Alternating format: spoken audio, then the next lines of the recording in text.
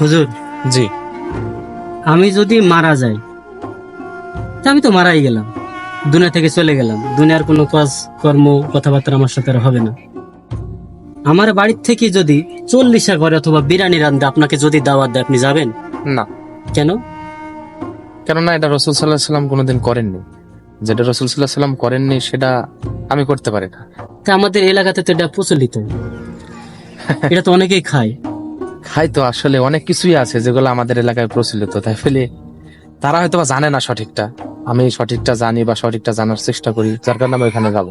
আমি কি মরার আগে বলে দেবো যে তোমরা বিরিয়ানি রান্ধো না? এটা আপনি বলবেন কেন? তাহলে এটা আপনি ওসিয়ত করবেন কেন?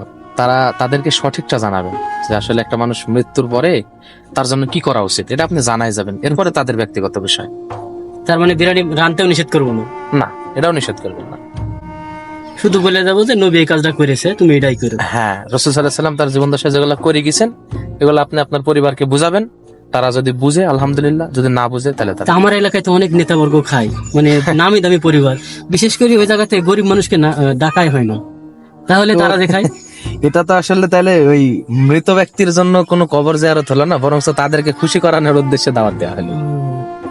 নেতাবর্গদের খুশি করানোর উদ্দেশ্যে, হ্যাঁ, যে তাদেরকে খুশি করলে কিছু একটা পাবো বিনিময়, এই উদ্দেশ্যে তাদেরকে দাওয়াত দেওয়া। তাহলে আপনি যাবেন না?